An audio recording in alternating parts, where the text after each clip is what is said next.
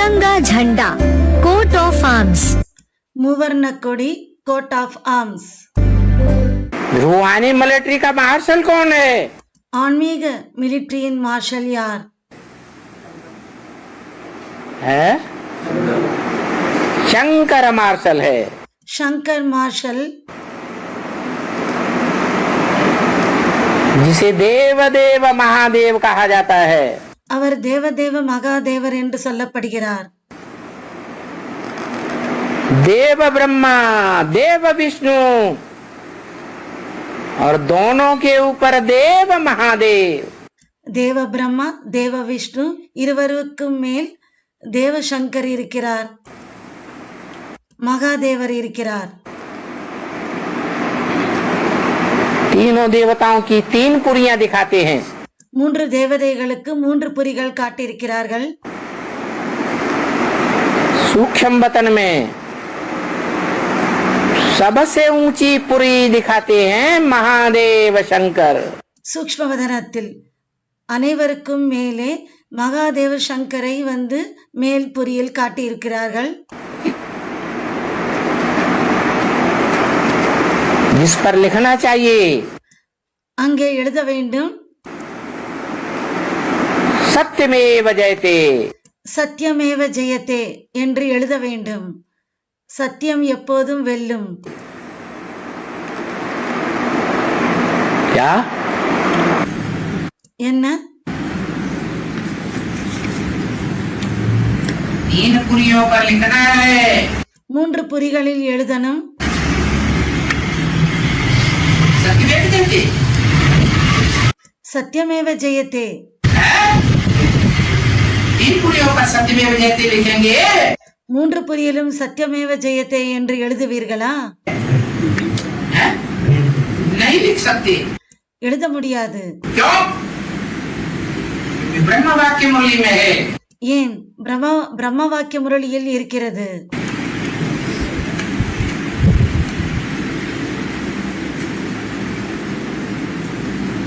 त्रिमूर्ति शिव की तीन मूर्तियां हैं।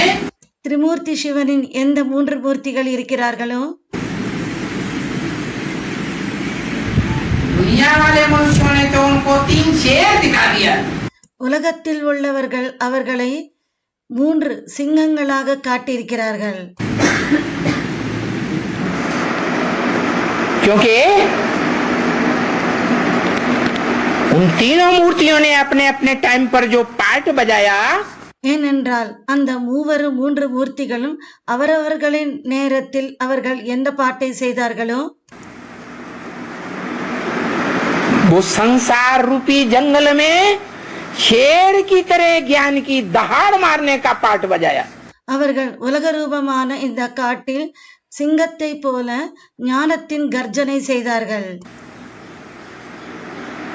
और जिस समय जिस मूर्ति ने जो पार्ट बजाया, எந்தெந்த நேரத்தில் எந்தெந்த மூர்த்திகள் என்ன பாட்டை செய்தார்களோ उस समय इस दुनिया में, सारी दुनिया में, அந்த நேரத்தில் இந்த உலகத்தில் முழு உலகத்தில் कोई ने भी उनका सामना करके मुकाबला नहीं किया। யாரும் அவர்களை எதிர்கொள்ளவில்லை। पीछे से चाहे जो कुछ बोलते रहे, பின்னால் இருந்து ஏதாவது சொன்னாலும், பின்னால் இருந்து கொண்டு எது ஒன்று சொன்னாலும், जैसे जंगल में शेर का मुकाबला कोई नहीं कर पाता, எது போல காட்டில் சிங்கத்தை யாராலும் எதிர்கொள்ள முடியாது।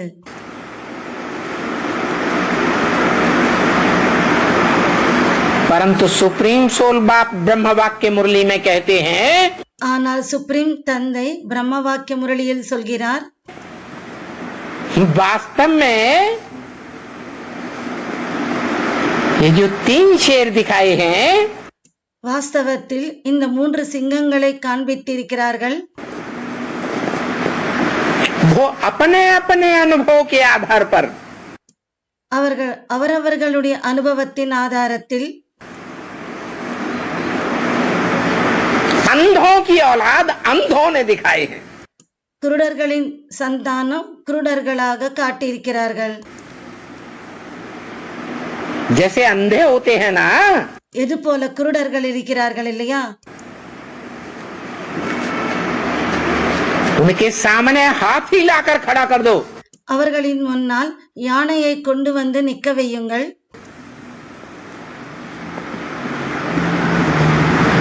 तो जो अंधा सूंड देखेगा पकड़ेगा, எந்த குருடன் வந்து அந்த தும்பிக்கை வந்து பிடித்துக் கொள்வானோ, कोई अंधा टांग पकड़ेगा, ஒரு குருடன் காலை பிடித்துக் கொள்கிறான், कोई अंधा पूंछ पकड़ेगा, ஒரு குருடன் வாலை பிடித்துக் கொள்கிறான்,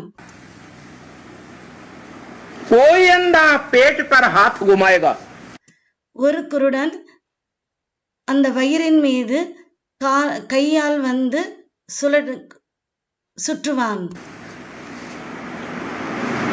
तो अपना अपना अनुभव अलग अलग बताएंगे ना, அவர்கள் அவரவர்களின் அனுபவத்தை சொல்கிறார்கள் இல்லையா, कि एक ही बताएंगे, அல்லது ஒன்றாக சொல்வார்களா, அவர்களின் அனுபவத்தை தனித்தனியாக சொல்வார்களா, है अलग अलग बताएंगे. தனித்தனியாக சொல்வார்கள்.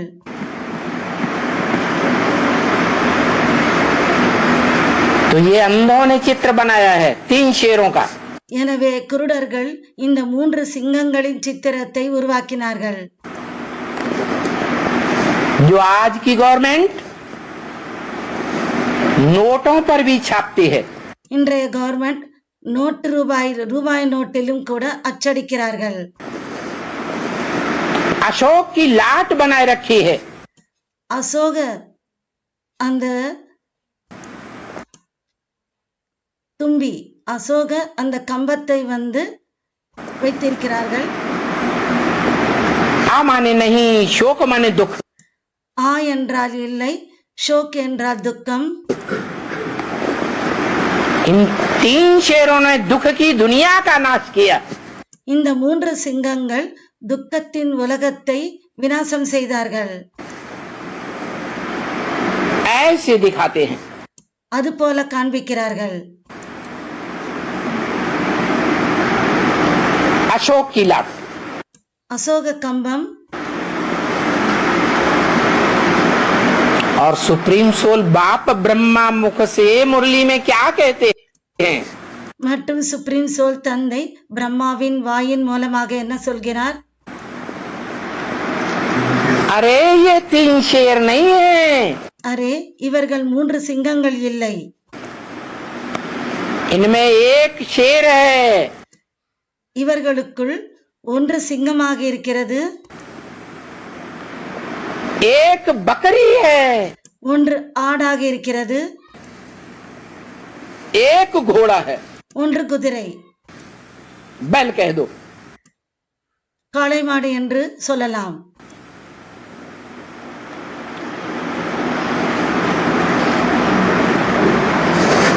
तो 3 नंबरवार पुरियों में दिखाए जाते हैं. எனவே 3 மூவர் வரிசை கிரமமான புரியில் காண்பிக்கிறார்கள். सबसे नीची पुरी में அனைவரை விட கீழான புரியில் ब्रह्मा, பிரம்மா, बीच की पुरी में विष्णु, நடுவில் உள்ள புரியில் விஷ்ணு, और सबसे ऊपर पुरी में शंकर को दिखाते हैं. அனைத்துக்கும் மேலே சங்கரை காண்பிக்கிறார்கள். झंडा भी ऐसा ही बनाते हैं. கொடியையும் அது போலதான் உருவாக்குகிறார்கள். भारत का झंडा பாரதத்தின் கொடி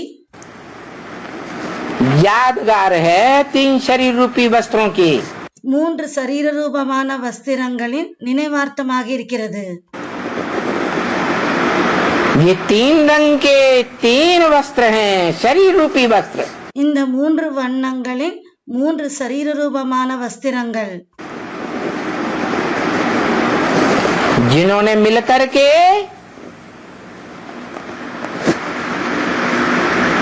विश्व विजय की थी.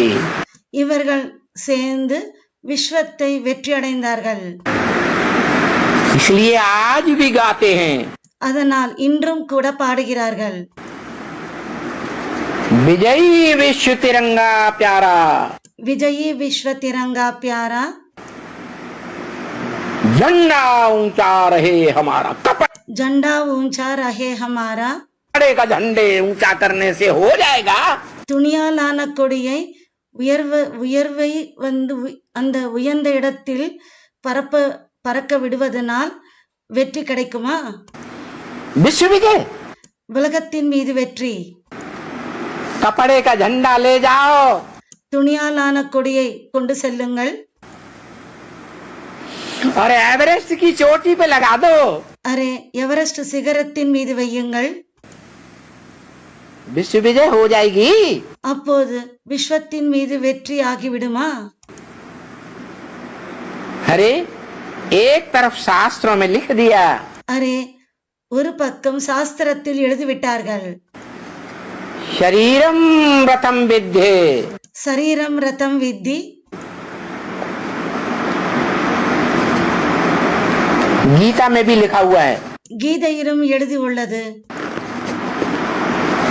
वासांस जीर्णानि यथा विहाय। வாசாம்சி ஜீர்ணானி யதா விஹாய।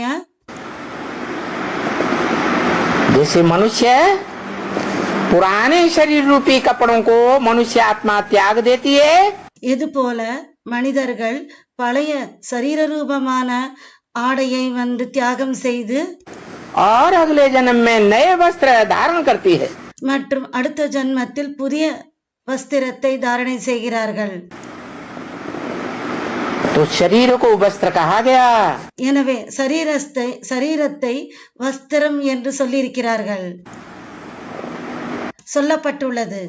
वो 3 शरीर रूपी वस्त्र हैं। அந்த 3 சரீர ரூபமான வஸ்திரங்களாகும்। नंबरवार ऊंची नीची और मध्य की स्टेज में दिखाए गए। வரிசை கிரமமாக உயர்ந்த, கீழே மற்றும் நடுவிலும் காண்பித்திருக்கிறார்கள்। அந்த 3 ஸ்டேஜில் காண்பிக்கப்பட்டுள்ளார்கள்। उनमें एक है शेर, அவர்களுக்குள் ஒருத்தர் சிங்கம்। और शेर भी बुद्धू शेर नहीं। அந்த சிங்கமும் கூட எதுவும் தெரியாத அறியாத சிங்கம் இல்லை। क्या? என்ன? जो लाइन कहा जाता है बबर शेर, எது லயன் பப்பர் ஷேர் என்று சொல்லப்படுகிறதோ, सर तो बड़ा मोटा होता है, தலை என்னவோ ரொம்ப பெரியதாக இருக்கும்,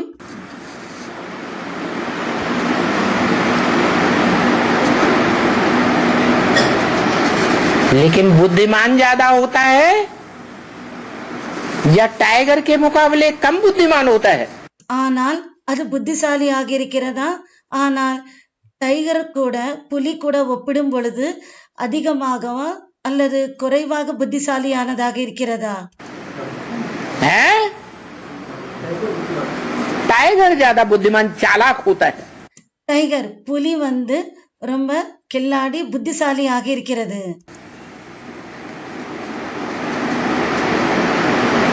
मौका देख करके हमला करता है।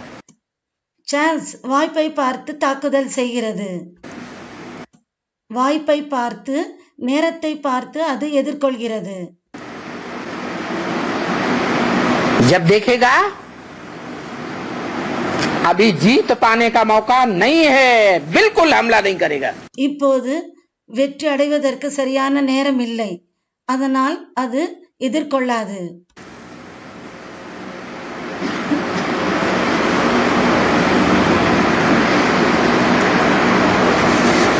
जब देखेगा अवसर अच्छा है, எப்போது நேரம் சரியான நேரம் என்று பார்க்கும் பொழுது तभी हमला करेगा। அப்போதுதான் தாக்குதல் செய்யும், नहीं तो अपनी दबी हुई उंगली आराम से निकालता रहेगा। இல்லை என்றால் அமுங்கப்பட்டிருக்கிற தன்னுடைய விரலை எளிதாக அது எடுத்துக்கொள்ளும், வெளியில் எடுத்துக்கொள்ளும்। इसलिए आज भी यादगार है हमारे भारतवर्ष में। அதனால் இன்றும் கூட நம்முடைய பாரத நாட்டில் நினைவார்த்தமாக இருக்கிறது. यादगार बनाई हुई है, बनाने वाले जानते नहीं है. நினைவார்த்தம் என்னவோ உருவாக்கப்பட்டுள்ளது, ஆனால் உருவாக்கியவர்களுக்கு தெரிவதில்லை. हमारे भारत का राष्ट्रीय पशु कौन सा माना जाता है? நம்முடைய பாரத நாட்டின் தேசிய விலங்கு எது? है टाइगर माना जाता है. புலி தான் தேசிய விலங்கா. भारत में विराट रूप भी बनाते हैं. பாரதத்தில் விராட ரூபத்தையும் உருவாக்குகிறார்கள். परंतु उसमें ब्राह्मणों की चोटी भी नहीं दिखाई है. ஆனால் அதில் பிராமண குடிமையும் காண்பிக்கவில்லை. और चोटी में बाप भी नहीं दिखाया. மற்றும் அந்த குடுமியில் தந்தையையும் காண்பிக்கவில்லை. ब्राह्मणों को भी उड़ा दिया. பிராமணர்களையும் எடுத்து விட்டார்கள். और शिव बाबू को भी उड़ा दिया. மற்றும் சிவ தந்தையையும் அவர்கள் எடுத்து விட்டார்கள். क्यों उड़ा दिया? कुछ भी नहीं समझते. ஏன் அவர்கள் எடுத்து விட்டார்கள்? இதுவும் எதுவும் புரிந்து கொள்வதில்லை. मूर्ति का भी अर्थ नहीं समझते. அந்த குடுமியின் அர்த்தத்தை கூட அவர்கள் புரிந்து கொள்வதில்லை. नहीं तो भारत का कोर्ट ऑफ आर्म्स, இல்லை என்றால் பாரதத்தின் கோர்ட் ஆஃப் ஆர்ம்ஸ் त्रिमूर्ति शिव का होना चाहिए. திரிமூர்த்தி சிவனுடையதாக இருக்க வேண்டும். परंतु काय का बना दिया? ஆனால் எதை அவர்கள் உருவாக்கி விட்டார்கள்? 3 जानवर को बना दिया. 3 விலங்குகளை அவர்கள் காண்பித்து விட்டார்கள். 3 விலங்குகளாக ஆக்கிவிட்டார்கள். अभी है ही कांटों का जंगल. இப்போதோ முட்களின் காடாக இருக்கிறது.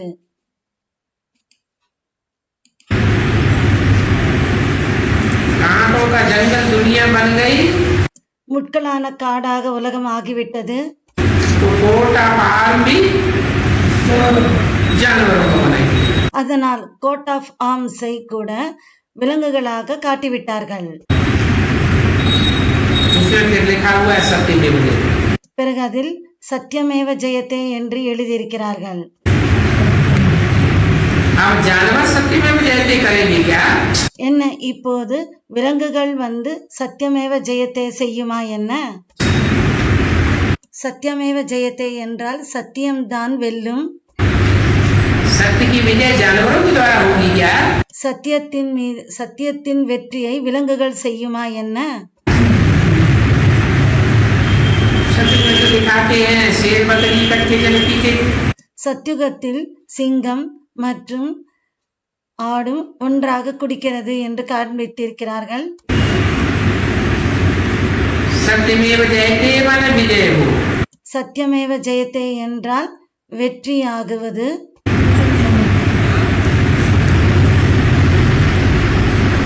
दुनिया में सभी दूध और पानी पीते रहते.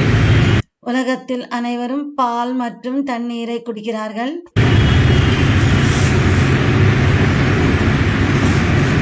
नून पानी तो कोई नहीं पीता.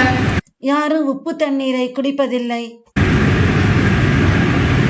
रावण राज्य में नून पानी. ராவண ராஜ்யத்தில் தான் உப்பு தண்ணீர் இருக்கிறது. राम राज्य में खीर खंड हो जाते. ராமராஜ்யம் கீர்கண்டாக ஆகிவிடுகிறது. अभी इस दुनिया को कहा जाता है कांटों का जंगल. இப்போது இந்த உலகத்துக்கு முட்களான காடு என்று சொல்லப்படுகிறது. एक दो को पहले नंबर का कांटा मारते रहते. ஒருத்தர் இன்னொருத்தரை முதல் நம்பரின் முள்ளை குத்துகிறார்கள். पहले नंबर का कांटा है काम विकार. முதல் நம்பரின் முள்ளு எதுவென்றால் காமவிகாரம். तो बाप कहते हैं எனவே தந்தை சொல்கிறார், कि काम विकार महाशत्रु है. இந்த காமவிகாரம் மகா சத்ருவாக இருக்கிறது. ये आदि मध्य दुख देने वाला है. இது முதல் இடைக்கடை துக்கத்தை தரக்கூடியதாக இருக்கிறது. इसका नाम ही है रावण राज्य. இதன் பெயரே ராவண ராஜ்யமாகும். इन 5 पहन जगत जीत बन जाओ। இந்த 5 விகாரங்களின் மீது வெற்றி அடைந்து உலகத்தை வென்று விடுங்கள். तो coat of arms coat of arms government की होती है। கவர்மெண்ட் உடையது இருக்கிறது. जो भी बड़ी बड़ी राजधानियां हैं उन सबके कोर्ट ऑफ आर्म्स होती எந்தெந்த பெரிய பெரிய ராஜதானிகள் இருக்கிறதோ ராஜ்யங்கள் இருக்கிறதோ அவ அனைத்துக்கும் கோட் ஆஃப் ஆர்ம்ஸ் இருக்கிறது. அனைத்துக்கும் है। तो हमारी भी दैवी राजधानी तैयार हो रही है। நம்முடைய தெய்வீக ராஜதானி தயாராகி கொண்டிருக்கிறது. हाँ, हमारा भी कोर्ट ऑफ आर्म्स होना चाहिए அப்போ நமக்கும் கூட கோட் ஆஃப் ஆர்ம்ஸ் இருக்க வேண்டும். है? होना चाहिए ना। இருக்க வேண்டும் இல்லையா? तो जो हमारा कोर्ट ऑफ आर्म्स है उसके हम उसमें चित्र किसके डालें? எனவே நம்முடைய கோட் ஆஃப் ஆர்ம்ஸில் எந்த சித்திரத்தை போட வேண்டும்? चलो वो कोई भी सत्यमेव जयते जो उन्होंने लिखा उन्होंने तो झूठे लिखा। சரி, அவர்கள் சத்தியமேவ ஜெயத்தே என்று யார் எழுதினார்களோ அவர்கள் பொய்யாக எழுதினார்கள். अब हम तो सच्चे बाप के सच्चे बच्चे हैं। நாமோ சத்தியமான தந்தையுடைய சத்தியமான குழந்தைகள் இல்லையா? तो हम क्या करें? பிறகு நாம் என்ன செய்யணும்? हैं? हम क्या करें? நாம் என்ன செய்யணும்? நாம் हैं? हम सत्य चित्र निकालें। நாம் சத்தியமான சித்திரங்களை வெளியிடணும். लेकिन सत्य चित्र निकालेंगे कहाँ से? ஆனால் சத்தியமான உண்மையான சித்திரங்களை எங்கிருந்து जब வெளியிடுவோம்? खुद पता होगा कि वो तीन मूर्तियां कौन सी है। சுயம் நமக்கு தெரிந்திருந்தால் அந்த 3 மூர்த்திகள் யார் என்று தெரிந்தால் தானே. जो 3 देवताएं बनने वाले हैं, संसार में प्रसिद्ध होने वाले हैं। யார் அந்த 3 தேவதைகள் உலகத்தில் புகழடைபவர்கள்? जिन 3 देवताओं के शरीर रूपी वस्त्र को हम संसार में बुलंद करेंगे, ऊंचा அந்த 3 தேவதைகள் ரூபமான அந்த மூர்த்திகளை உலகத்தில் करेंगे। झंडा உயர்வாக்கணும். ऊंचा रहे हमारा। நம்முடைய ஜண்டா ஊஞ்சா ரஹே ஹமாரா, நம்முடைய கொடிதான் உயரத்தில் பறக்கிறது. विजयी विश्व तिरंगा प्यारा। இந்த மூவர்ண கொடி உலகத்தின் மீது வெற்றி அடைகிறது. वो तो ऐसे ही गाते रहते हैं। அவர்கள் அப்படியே பாடுகிறார்கள். कौन? யாரு? वो झंडा बुलंद करने वाले அந்த கொடியை உயரத்தில் பறக்க வைப்பவர்கள் गवर्नमेंट के लोग। वो तो ऐसे ही गीत गवाते रहते हैं। கவர்மெண்ட் காரர்கள் அப்படியே பாட்டை பாடுகிறார்கள். झंडा ऊंचा रहे हमारा। अरे कपड़े के झंडे ஜண்டா ஊஞ்சா ரஹே ஹமாரா என்று ने कभी विश्व विजय और भी की थी। அரே, துணியாலான கொடி எப்படி உலகத்தின் மீது வெற்றி அடைந்து காட்டும்? कभी विश्व विजय की थी? எப்போவாவது அந்த துணியாலான கொடி உலகத்தின் மீது வெற்றி அடைந்திருக்கிறதா? ये अभी कर लेगा? அல்லது இப்போது செய்யுமா? तो कपड़े के झंडे की बात नहीं है। எனவே துணியாலான கொடியின் விஷயம் இல்லை. कौन से वास्तव में कौन सी 3 मूर्तियां होनी चाहिए? உண்மையில் எந்த 3 மூர்த்திகள் இருக்க வேண்டும்? कोई तो होंगी ना। யாராவது இருப்பார்கள் இல்லையா? वो जरूर कोई 3 शरीर रूपी वस्त्र हैं जिन्होंने அவர்கள் அவசியம் 3 சரீர ரூபமான துணிகளுடையவர்கள். सारे विश्व के ऊपर विजय प्राप्त की थी। அவர்கள் முழு உலகத்தின் மீது வெற்றியை பிராப்தி அடைந்திருக்கிறார்கள். उनके संस्कार मिलजुल करके அவர்களின் சம்ஸ்காரங்கள் சேர்ந்து एक हुए थे। ஒன்றாக ஆனார்கள். भले उनके 3 के कर्तव्य अलग अलग हैं, அவர்களுடைய 3 கடமைகள் தனித்தனியாக இருக்கிறது தான்.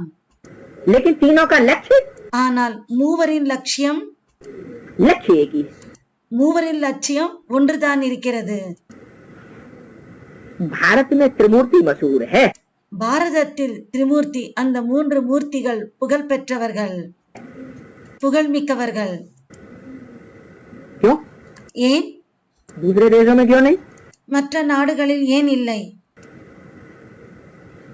क्योंकि ये 3 देवताओं की जो मूर्तियां हैं वो भारत में ही संपन्नकारी करती हैं। ஏனென்றால் அந்த 3 தேவதைகளின் அந்த 3 மூர்த்திகள் பாரதத்தில் தான் சம்பன்னம் செய்கிறார்கள் और किसी ஆகிறார்கள். दूसरे देश में ये कार्य காரியங்களை 3 காரியங்களை சம்பன்னமாக்குகிறார்கள். மற்ற நாடுகளிலோ राजधानी स्थापन करने का नहीं होता है। ராஜதானி ஸ்தாபனை ஆகுவதில்லை. सत्यमेव जयते சத்தியமேவ ஜெயதே. सत्यमेव जयते का मतलब क्या है? சத்தியமேவ ஜெயதே இதோடைய அர்த்தம் என்ன? सत्यमेव जयते का मतलब क्या है? சத்தியமேவ ஜெயதே இதோடைய அர்த்தம் என்னன்னு கேக்குறாங்க. सत्यम माने सत्य, சத்தியம் என்றால் சத்தியம் உண்மை. एव माने ही, ஏவென்றால் जयते माने जीत होती है, ஜெய் என்றால் வெற்றி ஆகிறது. ஹி என்றால் தான், சத்தியம்தான். सत्य के ही जीत होती है, சத்தியத்துக்கு தான் வெற்றி ஆகிறது. झूठ की भी होती है। பொய்யுக்கும் வெற்றி ஆகிறதா? ஆகுமா?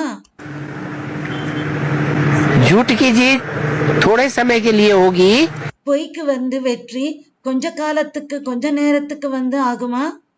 या सदा काल के लिए होगी அல்லது சதா காலத்துக்கு ஆகுமா? है? சதா காலம் சொல்றாங்க.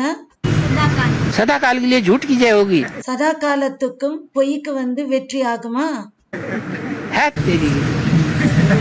सत्यमेव जयते का अर्थ क्या है? சத்தியமேவ ஜெயதே இதனுடைய அர்த்தம் என்ன? माने सत्य ही जीतता है। அப்படி என்றால் சத்தியம்தான் வெற்றி ஆகிறது. झूठ की जीत नहीं होती। பொய்க்கு வெற்றி ஆகுவதில்லை. माने दुनिया में जो सबसे जास्ती सच्चा होगा, அதாவது உலகத்தில் யார் அனைவரை விட யார் உண்மையானவர் சத்தியமானவர் இருப்பாரோ उसी की जीत होगी, அவருக்கு தான் வெற்றி கிடைக்கும். उसी की कथा घर घर में गाई जाती है। அவருடைய கதை தான் ஒவ்வொரு வீட்டிலும் பாடப்படுகிறது. सत्यनारायण की कथा, சத்யநாராயணனின் கதை. जो झूठ होते हैं எது பொய் இருக்குமோ उनकी कथा नहीं गाई जाती। அதோடைய கதை பாடப்படுவதில்லை. तो सत्यमेव जयते, எனவே சத்தியமேவ ஜெயதே. तो दुनिया में सच्चा कौन है?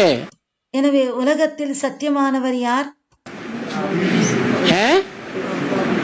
है? कौन? वो दुनिया में है। யார்? யாரோ ஏதோ சொல்றாங்க. அவர் உலகத்தில் இருக்கிறாரா? சிவ் பாப், சிவத்தந்தைன்னு சொல்றாங்க. दुनिया में है। உலகத்தில் இருக்கிறாரா சிவத்தந்தை? शिव बाप दुनिया में है। சிவத்தந்தை உலகத்தில் இருக்கிறாரா? है? कहाँ है? எங்கிருக்கிறார்? दुनिया से परे है உலகத்திலிருந்து அவர் அப்பாற்பட்டிருக்கிறாரா या दुनिया में है? அல்லது உலகத்தில் இருக்கிறாரா? या तो दुनिया में जो आत्माएं हैं उनकी बात हो रही है। இங்கே இந்த உலகத்தில் யார் இருக்கிறார்களோ அவர்களுடைய விஷயம்தான் இங்கே இருக்கிறது. इस दुनिया में जो कलयुगी दुनिया है, झूठ की दुनिया है, झूठ இந்த உலகத்தில் எந்த கலியுகம் இருக்கிறதோ, பொய்யான உலகம் இருக்கிறதோ, खंड है, பொய்யான கண்டமாக இருக்கிறதோ, उस झूठ कुंड में कोई सच्चा है या नहीं है? இந்த பொய்யான கண்டத்தில் யாராவது சத்தியமானவர் இருக்கிறாரா அல்லது இல்லையா? है? सच्चा है तो ये दुनिया टिकी हुई है। சத்தியமானவர் இருக்கிறார் என்றால் இந்த உலகம் நிலைத்திருக்கிறது. अगर सच्चाई नहीं रहेगी, ஒருவேளை சத்தியம் இருந்தால்தான் இந்த உலகம் நிலைத்திருக்கிறது. ஒருவேளை சத்தியம் இல்லை என்றால் तो ये दुनिया ही नहीं टिकी। இந்த உலகமே நிலைக்காது. तो क्या प्रश्न है इनका? எனவே இவருடைய கேள்வி என்ன? यही अर्थ है சத்தியமேவ ஜெயத்தே இதுதான் அர்த்தம். कि सत्य की ही जीत होती है, சத்தியத்துக்கு தான் வெற்றி ஆகிறது. झूठ की जीत नहीं होती है। பொய்க்கு வெற்றி ஆகுவதில்லை. अशोक चक्र அசோக சக்கரம் ये शक्ति चक्र कैसे करता है? இந்த சிருஷ்டி சக்கரம் எப்படி சுழல்கிறது? तो राज बाप आकर के समझाते हैं। எனவே ரகசியத்தை தந்தை வந்து புரிய வைக்கிறார். हमारा ट्रेडमार्क ये चक्र, நம்முடைய ட்ரேட்மார்க் இந்த சக்கரமாகும். क्या என்ன? हमारा ट्रेडमार्क है सृष्टि चक्र। நம்முடைய ட்ரேட்மார்க் இந்த சிருஷ்டி சக்கரமாகும். त्रिमूर्ति भी हमारा ट्रेडमार्क है। திரிமூர்த்தியும் நம்முடைய ட்ரேட்மார்க் ஆகும். ब्रह्मा विष्णु शंकर इन तीनों की जो युति है ये भी हमारा ट्रेडमार्क है।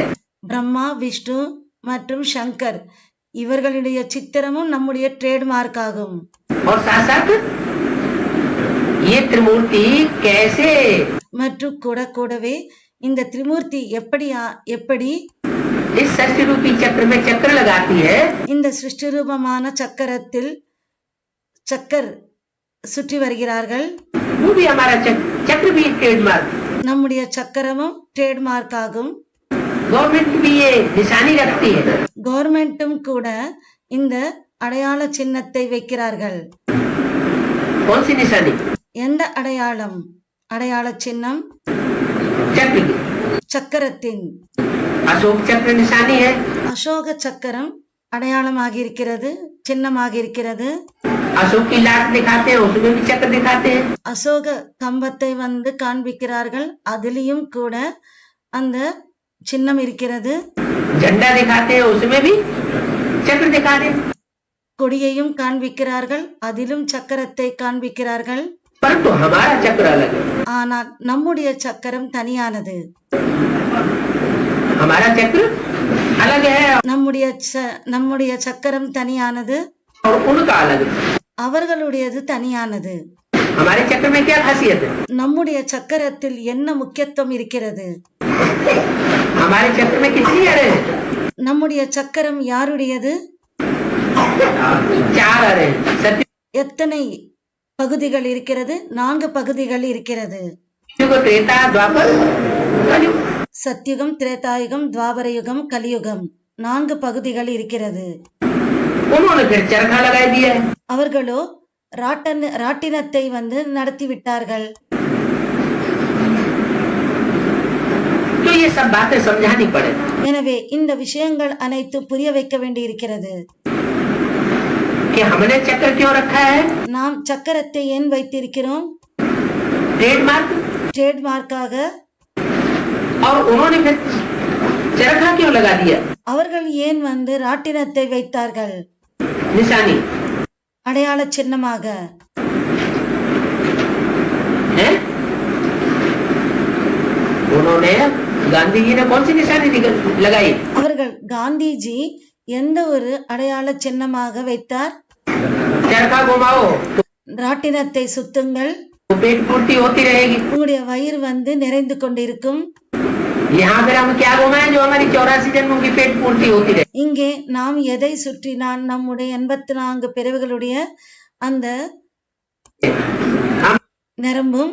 यहाँ जितना सृष्टि चक्र अपनी बुद्धि में घुमाएंगे, நாம் எந்த அளவுக்கு நம்முடைய புத்தியில் சுற்றி சக்கரத்தை சுத்துகிறோமோ, 84 का चक्र बुद्धि में घुमाएंगे, 84 பிறவிகளுடைய அந்த சக்கரத்தை புத்தியில் சுழற்றினால் उतनी हमारी ऑटोमेटिक पेट पूर्ति அந்த அளவுக்கு ஆட்டோமேட்டிக்காக நம்முடைய வயிறு வந்து 84 जन्म तक होती रहेगी। பூர்த்தியாகி 84 பிறவிகள் வரைக்கும் நிரம்பும். तो ये सब बातें समझानी पड़े। எனவே இந்த விஷயங்கள் அனைத்தும் புரிய வைக்க வேண்டி இருக்கிறது. उनका चरखा है एक जन्म की पेट पूर्ति करने वाला। அந்த ராட்டினம் என்னவோ ஒரு ஜன்மத்துக்கான வயிற்றை வந்து பூர்த்தியாக்கிறது, நிறைவு செய்கிறது. और हमारा चक्र है ஆனால் நம்முடைய சக்கரமோ 84 जन्मों की पेट पूर्ति करने वाला। 84 பிறவிகளுடைய அந்த வயிற்றை வந்து பூர்த்தி செய்யக்கூடியது.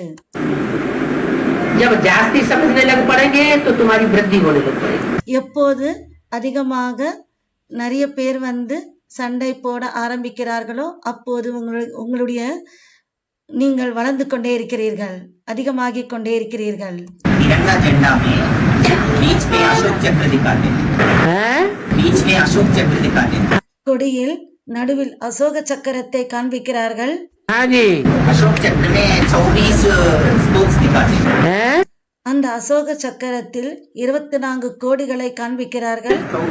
24 आ रहे हैं அந்த 24 கோடுகள் हाँ उनका अर्थ क्या है बाबा? அதோடைய அர்த்தம் என்ன பாபா?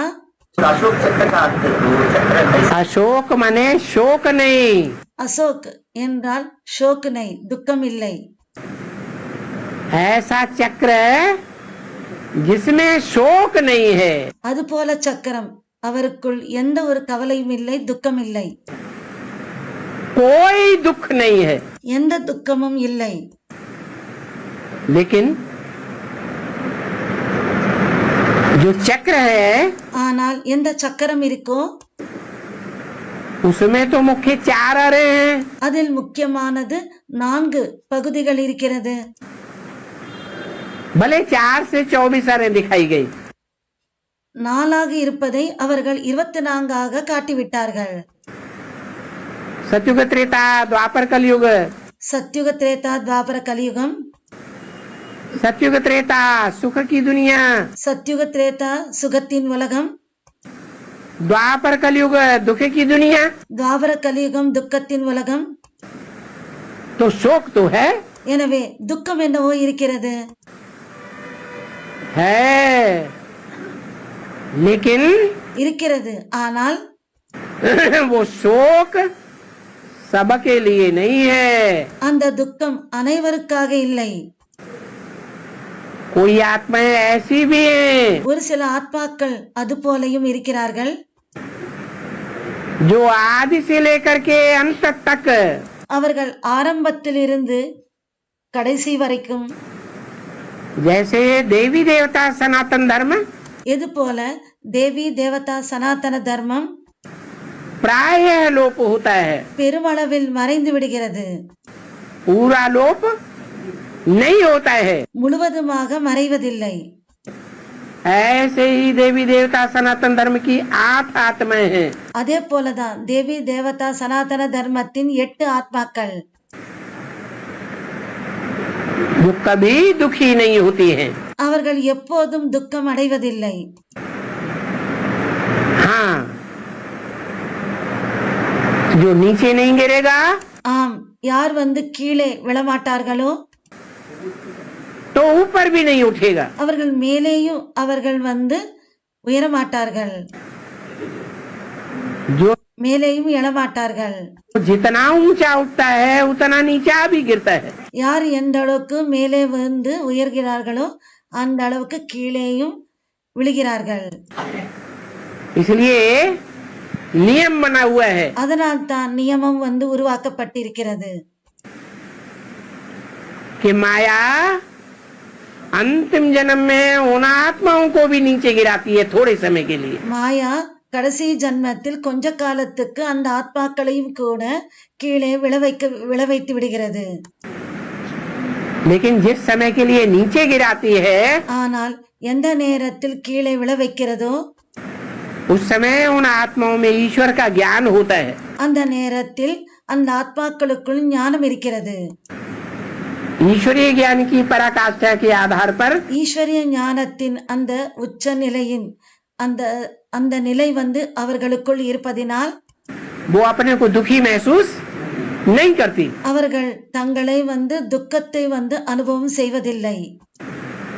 इसलिए कहा है அதனால் தான் சொல்லியிருக்காங்க, ये ऐसी आत्माएं हैं இவர்கள் அது போல ஆத்மாக்களாக இருக்கிறார்கள். 8 பேர். जो 8 आत्माएं அந்த 8 ஆத்மாக்கள் त्रिदेव से कनेक्टेड हैं. 3 தேவதைகளுடன் கனெக்டட் ஆகி இருக்கிறார்கள்.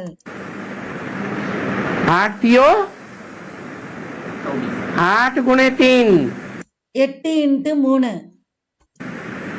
8 into 3 24 आ रहे हैं. 8 into 3 is equal to 24.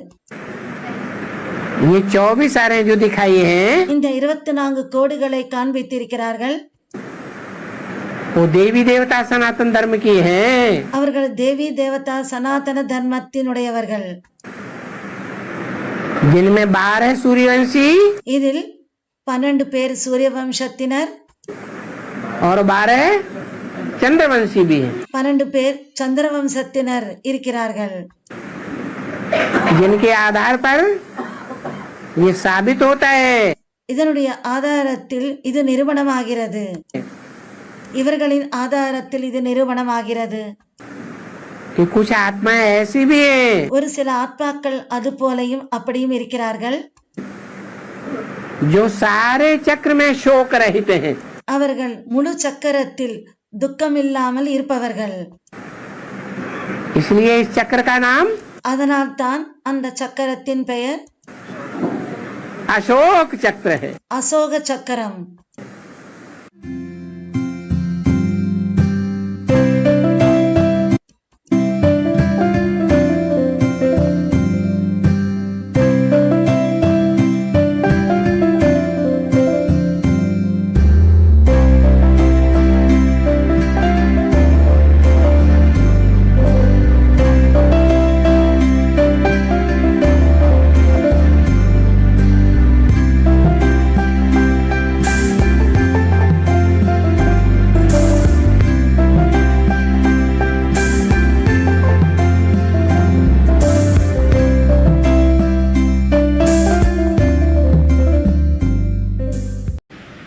इसीलिए ये महाभारत लड़ाई அதனால் தான் இந்த மகாபாரத யுத்தம், பெரிய அளவிலான இந்த மகாபாரத யுத்தம் गाई हुई है.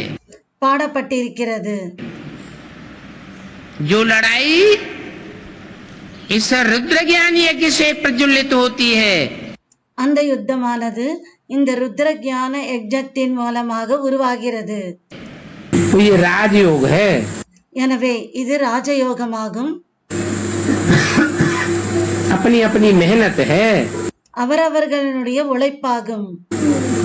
तुम राजाई के लिए पढ़ रहे हो, நீங்கள் ராஜாங்கத்துக்காக படிக்கிறீர்கள். सन्यासी तो राजाई की पढ़ाई पढ़ाई नहीं सकते. சந்நியாசிகளோ இந்த ராஜாங்கத்துக்கான இந்த படிப்பை படிப்பிக்க முடியாது. क्यों? ஏன்? क्योंकि राजाई तो प्रवृत्ति मार्ग में होती है. ஏனென்றால் ராஜாங்கம் என்னவோ பிரவೃತ್ತಿ மார்க்கம், இல்லற மார்க்கத்தில் இருக்கிறது. कोई राजा ऐसा देखा யாரையாவது எந்த ராஜாவை யாவது பார்த்திருக்கிறீர்களா? जो सन्यासी हो राजाई करता हो? எந்த சந்நியாசியாவது ராஜாங்கம் ஆட்சி வந்து செய்வதை போல பார்த்திருக்கிறீர்களா? है? राजाएं तो होते हैं प्रवृत्ति मार्ग में, और सन्यासी ராஜாக்களோ பிரவೃತ್ತಿ மார்க்கத்தில் இருக்கிறார்கள், ஆனால் சந்நியாசிகளோ सब निवृत्ति मार्ग के होते हैं. அனைவரும் நிவர்த்தி மார்க்கத்தினராக இருக்கிறார்கள்.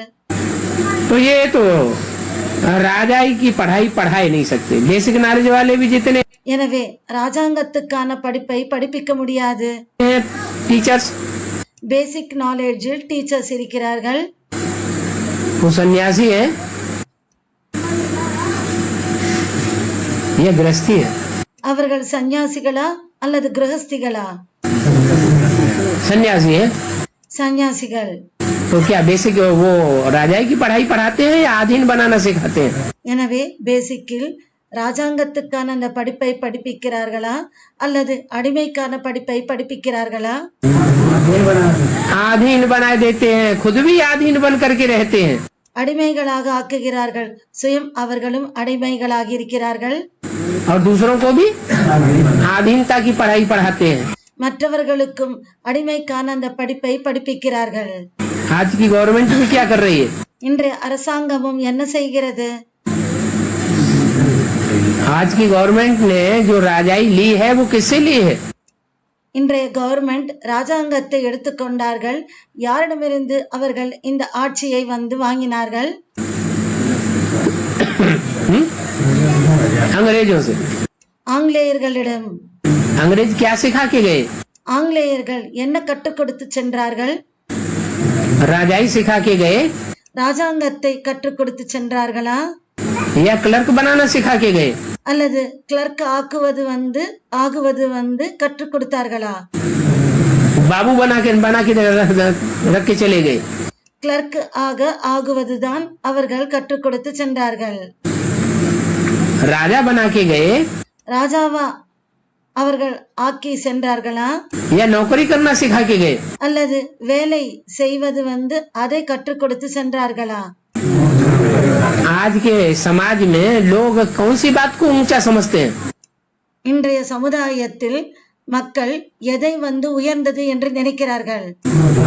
नौकरी मिल जाए तो बहुत ऊंची बात, बाप வேலை கிடைத்தால் இது மிக உயர்ந்த விஷயம் என்று நினைக்கிறார்கள்.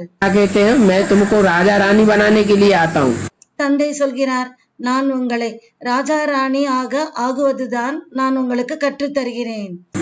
मैं तुम्हें दास दासी अर्थात नौकर नौकरानी बनाने के लिए நான் உங்களை தாசதாசிகளாக ஆகுவது அதாவது வேலைக்காரன் பெண் வேலைக்காரர் ஆண் வேலைக்காரராக ஆகுவது நான் கற்றுக் கொடுப்பதில்லை. नहीं आता हूँ.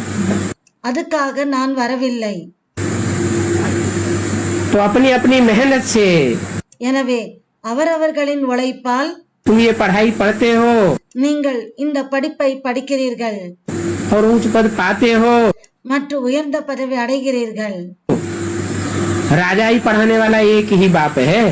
ராஜாங்கத்தை அந்த படிப்பை படிப்பிப்பவர் ஒரே ஒரு தந்தை தான் இருக்கிறார். क्या? என்ன? और तो सब अधीन बनाने वाले. மற்றவர்கள் அனைவரும் அடிமைகளாக ஆக்குபவர்கள். क्या? என்ன? एक बाप है राजाई की पढ़ाई पढ़ाने वाला. ஒரு தந்தை ராஜாங்கத்துக்கான படிப்பை படிப்பிப்பவர். क्या नारा है उसका? அவருடைய முழக்கம் என்ன? स्वतंत्र रहो और स्वतंत्र रहने दो. சுதந்திரமாக இருங்கள், சுதந்திரமாக இருக்க விடுங்கள். और बाकी सब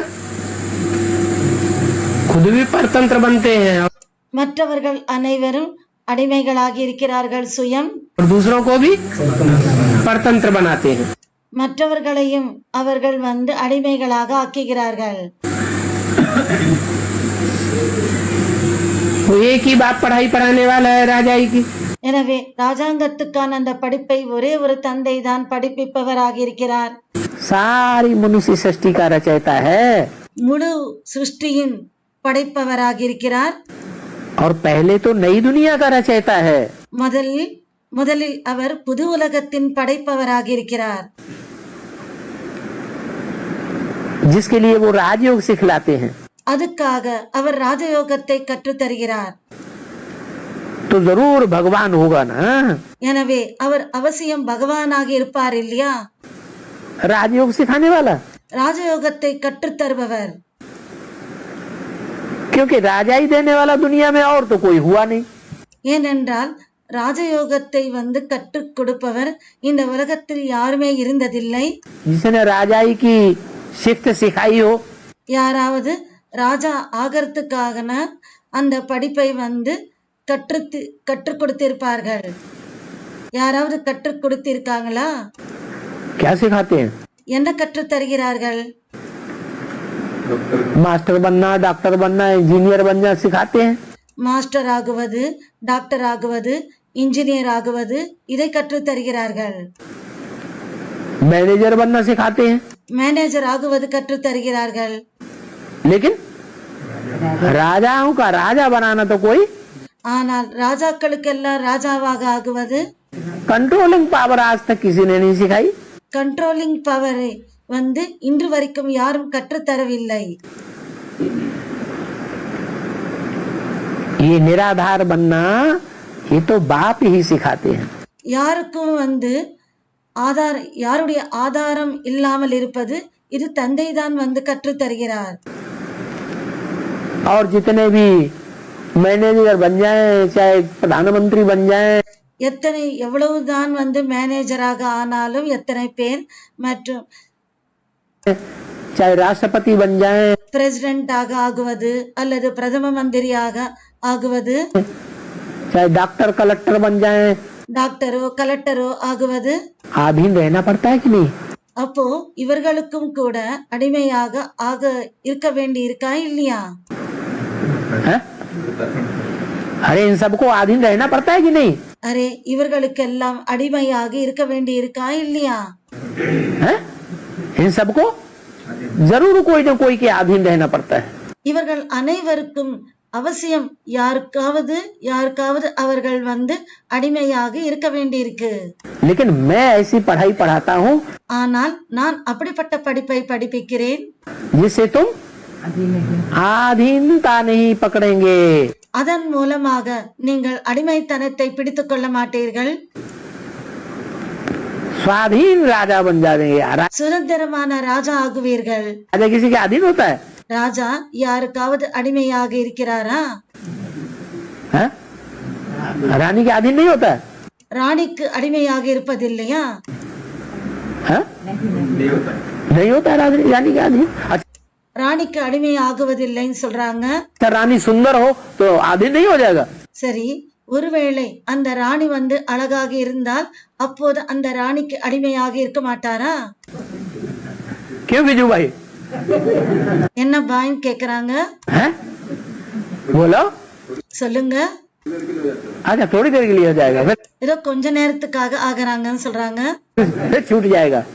பிறகு चलो விடுபட்டு விடும். सुबह को भूला शाम को घर आ जाए तो बहुत अच्छी बात है ना. காலையில் தொலைந்து போய் சாயங்காலம் வீட்டுக்கு வந்தால் நல்ல விஷயம் தானே. तो बाबा कहते हैं ये सभी भूल जाओ. பாபா சொல்கிறார் இது அனைத்தும் மறந்து விடுங்கள். क्या करो? என்ன செய்யுங்கள்? ये सभी भूल जाओ. இவை அனைத்தையும் மறந்து விடுங்கள். Hear no evil. எதுவும் தீயதை கேட்காதீர்கள். सभी इविल ही इविल है. அனைத்தும் தீயதாக இருக்கிறது. इस इविलनेस से ही तुम बंदर बने हो. இந்த தீயதினால் தான் நீங்கள் குரங்குகளாகி விட்டீர்கள். अभी सिर्फ मुझे याद करो. இப்போது என்னை மட்டும் நினைவு செய்யுங்கள். एक सेकंड में गायन है कि जनक को जीवन मुक्ति मिली. ஒரு செகண்டுக்கு மகிமை இருக்கிறது. ஜனகருக்கு ஒரு செகண்ட் ஜீவன் முக்தி கிடைத்தது. जितने भी जन्म लेना है उन जन्मों में எத்தனை ஜன்மங்கள் எடுக்கணுமோ அத்தனை ஜன்மங்களில் कहीं आधीनता नहीं रहेगी. எப்போதுமே அவர் அடிமையாக இருக்க மாட்டார். क्या क्या रहेगा? என்னவாக இருக்க மாட்டார்? राजा क्या होता है? ராஜா என்னவாக இருக்கிறார்? आधीन होता है या स्वाधीन होता है? அடிமையாக இருக்கிறாரா அல்லது சுதந்திரமாக இருக்கிறாரா? तो आधीन नहीं होता है. அடிமையாக இருப்பதில்லை. राजा तो स्वाधीन होता है. ராஜாவோ சுதந்திரமானவராக இருக்கிறார். ये स्वाधीनता का पाठ कौन पढ़ाता है? இந்த சுதந்திரத்துக்கான படிப்பை யார் படிப்பிக்கிறார்?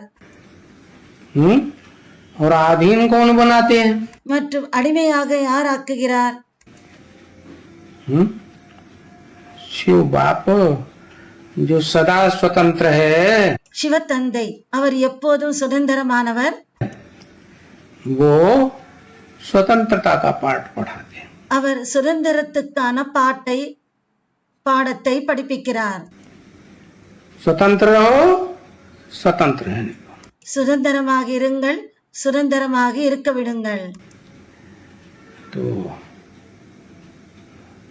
और मनुष्य जिन्हें नर कहा जाता है, மற்றும் மனிதர்கள் நரன் என்று சொல்லப்படுகிறார்கள்.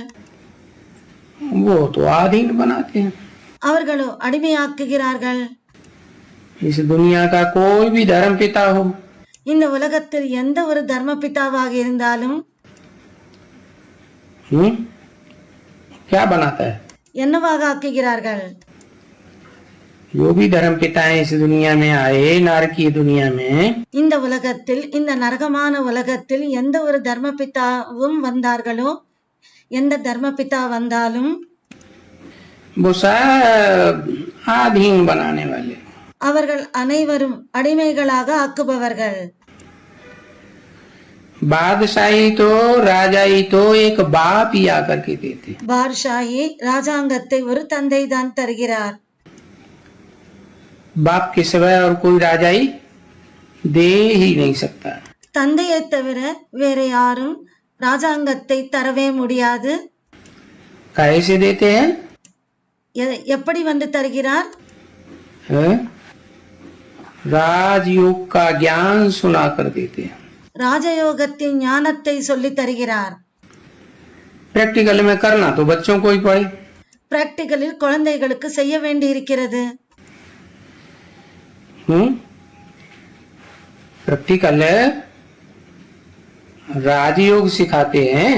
பிராக்டிகலில் ராஜயோகத்தை கற்று தருகிறாரா? है प्रैक्टिकल राजयोग सिखाते हैं। பிராக்டிகலில் ராஜயோகத்தை கற்று தருகிறாரா? सिखाते हैं। கற்று தருகிறார். बाप के सिवाय राजयोग कोई मनुष्य मात्र सिखा भी नहीं सकता। தந்தையை தவிர இந்த ராஜயோகத்தை வேறெந்த மனிதர்களாலும் கற்றுத்தர முடியாது. तो हमारा ये पार्ट विनोदा हुआ है। எனவே எங்களுடைய பாட்டும் இங்கே அடங்கி இருக்கிறது.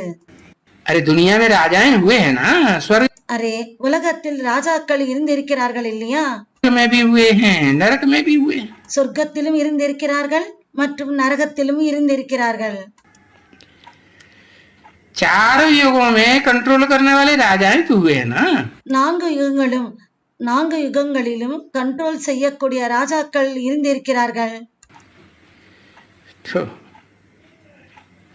किस आधार पर राजा बने? எதனின் ஆதாரத்தில் அவர்கள் ராஜாக்கள் ஆனார்கள்? किसने राजा बनाया? யார் ராஜாவாக ஆக்கினார்?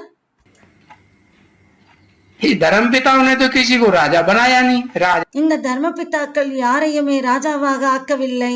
तो स्वाधीन होता है। ராஜாவாக இருப்பவர் சுதந்திரமானவராக இருக்கிறார். धर्म पिता है जब से आए हैं தர்மபிதாக்கள் எப்போதிலிருந்து வந்தார்களோ मनुष्य रूप में, तब से इन्होंने तो மனித ரூபத்தில் எப்போதிலிருந்து வந்தார்களோ அப்போதிலிருந்து हर मनुष्य मात्र को अधीन बनाया। மனிதர்கள் அனைவரையும் அடிமைகளாகத்தான் ஆக்கினார்கள். सब पराधीन हो गए। அனைவரும் அடிமைகளாகி விட்டார்கள். और तुलसीदास ने तो बोल दिया, துளசிதாசர் என்னவோ சொல்லிவிட்டார், पराधीन सपन सुख नाई। பராதீன சபன சுகுநாயி, அடிமையாக இருப்பவர்களுக்கு கனவிலும் கூட சுகம் இருப்பதில்லை. जो अधीन होते हैं उनको तो सुख होता ही नहीं। அடிமையாக இருப்பவர்களுக்கு சுகமே இருப்பதில்லை.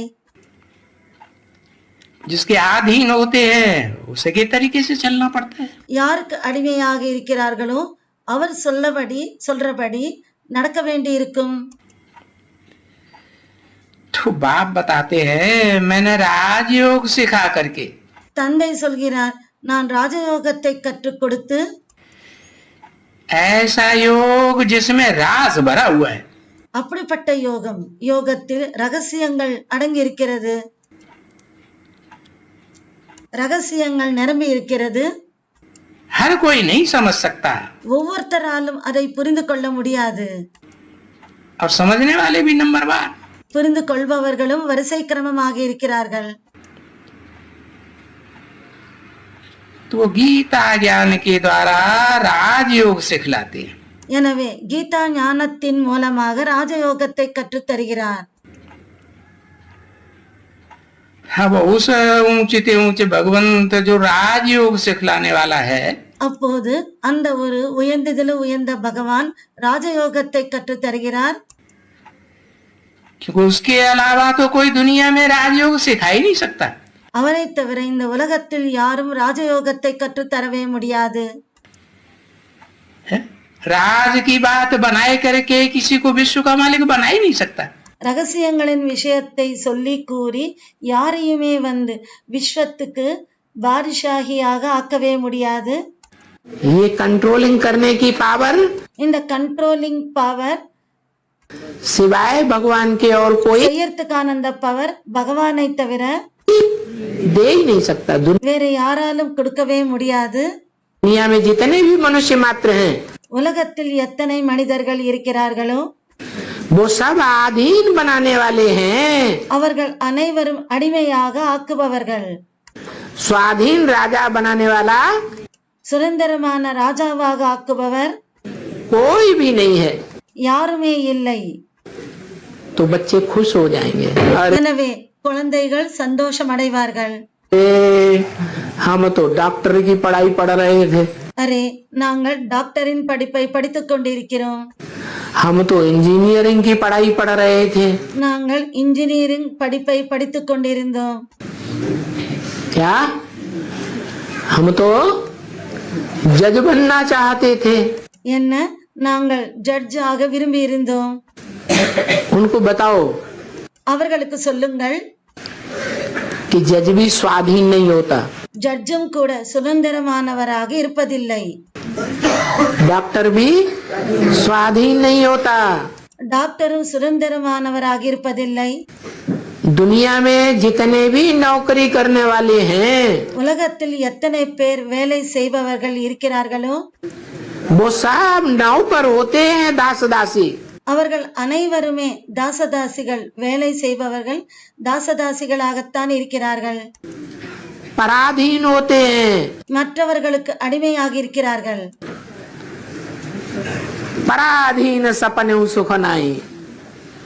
जो पराधीन होते हैं யார் மற்றவர்களுக்கு அடிமையாக இருக்கிறார்களோ उनको सपने में भी सुख प्राप्त नहीं हो सकता है। அவர்களுக்கு கனவிலும் கூட சுகம் பிராப்தி அடைய முடியாது. तो क्या करना है? எனவே என்ன செய்யணும்? स्वाधीन बनने की, राजा बनने की, महाराजा बनने की पढ़ाई पढ़नी है। சுதந்திரமாக ஆகணும் மற்றும் ராஜாவாக ஆகணும் மற்றும் மகாராஜாவாக ஆகணும் என்ற அந்த படிப்பை படிக்கணுமா? मनुष्य से देवता बनने की पढ़ाई पढ़नी है, மனிதனிலிருந்து தேவதையாக ஆகுவதற்கான படிப்பை படிக்கணுமா?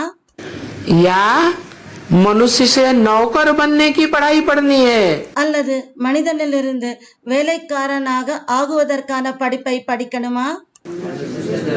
है तो बच्चों की बुद्धि में बैठ जाएगा।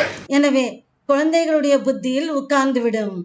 सुंदर मिलन मेला तब हो அழகான சந்திப்பு அப்போதுதான் ஆகும் जब सदगुरु मिले। எப்போது சத்குரு கிடைப்பாரோ. तो पत्नी जो है वो अपने पति को ही सदगुरु मानती है। மனைவியானவள் தன்னுடைய கணவரைத்தான் சத்குரு என்று நினைக்கிறார். यही हमारी सदगति करेगा। இவர்தான் நமக்கு சத்கதியை கொடுப்பார். क्या?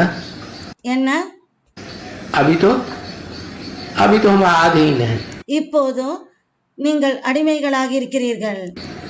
पैदा हुई बच्चे के रूप में तो பிறந்திருக்கிற குழந்தையின் ரூபத்தில் माँ बाप के अधीन, தாய் தந்தையருக்கு அடிமையாக இருக்கிறது குழந்தை. है बड़ी होती है तो भी अधीन, பெரியவராக ஆன பிறகும் அடிமைதான், शादी होती है तो भी अधीन। திருமணம் ஆன பிறகும் அடிமைதான். तो अधीन को क्या कहें? सदगति। எனவே அடிமையாக இருப்பவருக்கு சத்கதி என்று சொல்வார்களா? क्यों? अधीन सदगति नहीं हो सकती। ஏன் அடிமையாக இருப்பவருக்கு சத்கதி என்று சொல்ல முடியாதா? जो प्रिंस बनते हैं யார் பிரின்ஸ் இளவரசனாக ஆகிறாரோ उनकी दुर्गति क्या है? அவருக்கு துர்கதி என்று சொல்வாங்களா? प्रिंस बनते हैं लेकिन अथॉरिटी तो नहीं, सत्ता तो नहीं उनके हाथ में। பிரின்ஸ் ஆக ஆகிறார், ஆனால் அதிகாரம் அவருடைய கையில் இருப்பதில்லை. सत्ता तो फिर भी माँ बाप की चलती है ना। அதிகாரம் தாய் தந்தையர் கையில் தானே இருக்கும். तो अधीन हुए ना। எனவே அடிமையாக ஆனார் இல்லையா? इसलिए तुलसीदास ने तो पहले ही बता दिया, அதனால் தான் துளசிதாசர் முதல்லயே சொல்லிவிட்டார், पराधीन सपने सुख नाई। क्या? जो पराधीन होता है என்ன? யார் மற்றவர்களுக்கு அடிமையாக இருப்பாரோ उसको स्वप्न में भी सुख नहीं हो सकता। அவர்களுக்கு கனவிலும் கூட சுகம் இருக்க முடியாது. कर देखा विचार देखो मन माई, अपने मन में अच्छी तरह से विचार करके देखो। உங்களுடைய மனதிலேயே நல்லபடியாக யோசித்து பாருங்கள். जो पराधीन होता है उसको स्वप्न में भी सुख नहीं हो सकता। உங்களுடைய மனதில் சிந்தித்து பாருங்கள். மற்றவர்களுக்கு அடிமையாக இருப்பவர்களுக்கு கனவிலும் கூட சுகம் இருப்பதில்லை.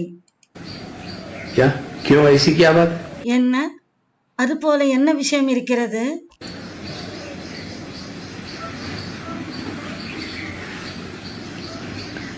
अरे बाप पहले राजा था, அரே தந்தை முதலில் ராஜாவாக இருந்தார், स्वाधीन था, சுதந்திரமாக இருந்தார். फिर बड़े बच्चे युवराज को राजा ही दे दी। பிறகு பெரிய பையனான பெரிய மகனுக்கு ராஜாங்கத்தை கொடுத்தார், யுவராஜருக்கு. खुद बुढ़ा हो गया, चारपाई पकड़ ली। அவர் வயதானவராக ஆகி கட்டிலேயே படுப்பவராக ஆகிவிட்டார். अब पराधीन है या स्वाधीन है? அப்போது அவர் அடிமையாக இருக்கிறாரா அல்லது சுதந்திரமாக இருக்கிறாரா? क्या कहेंगे? என்ன சொல்வாங்க? हाँ? क्या कहेंगे? என்ன சொல்வாங்க? पराधीन। அடிமையாக. மற்றவருக்கு அடிமை என்றுதான் சொல்ல முடியும். तो उसकी नहीं चलेगी। எனவே அவர் சொல்வது நடக்காது. चलेगी किसकी फिर भी? பிறகு யார் சொல்வது நடக்கும்? है? चलेगी जिसके हाथ में सत्ता है उसी की चलेगी। யாருடைய கையில் அதிகாரம் இருக்குமோ அவர் சொல்வதுதான் நடக்கும். ऐसे नहीं कि तुम राजाई से गिर करके कोई प्रजा में जाओ, அப்படி இல்லை. फिर प्रजा में भी गिर करके बिल्कुल ही नीचे चले जाओ। ராஜாவில் இருந்து பிரஜைகளுக்கு போய் விடுவீர்கள். அப்படி பிறகு பிரஜைகளிலிருந்து இன்னும் கீழே போய் விடுவீர்கள். हाँ, बिल्कुल ही नीचे माने முற்றிலும் கீழே என்றால் जो प्रजा वर्ग के हैं उनके भी दास दासी बन जाओ। யார் பிரஜைகளின் பிரிவில் அவர்களுக்கும் கூட தாசதாசிகளாக. तो अपनी संभाल करते रहो। பிறகு உங்களை நீங்கள் பார்த்து கொண்டே இருங்கள். क्या क्या करो? என்ன செய்யுங்கள்? अपनी संभाल करो। क्या संभाल करें? உங்களை நீங்கள் பார்த்து கொள்ளணும். என்ன பார்த்து கொள்ளணும்? कि ऐसे न हो आधीनता स्वाधीनता खत्म हो जाए, आधीनता रह जाए। அது ஆகாமல் பார்த்து கொள்ளணும். சுதந்திரம் போய்விடுகிறது, பிறகு அடிமையாக ஆகிவிடுவது. क्या जो दास दासी होते हैं என்ன யார் தாசதாசிகளாக இருக்கிறார்களோ वो स्वाधीन होते हैं कि पराधीन होते हैं? அவர்கள் சுதந்திரமானவர்களாக இருக்கிறார்களா அல்லது அடிமைகளாக இருக்கிறார்களா? पराधीन होते हैं। அடிமைகளாக இருக்கிறார்கள். तो उनको क्या कहेंगे? பிறகு அவர்களுக்கு என்ன சொல்வாங்க? है? सुख होता है या दुख होता है? சுகம் இருக்கிறதா அல்லது துக்கம் இருக்கிறதா? दुख होता है।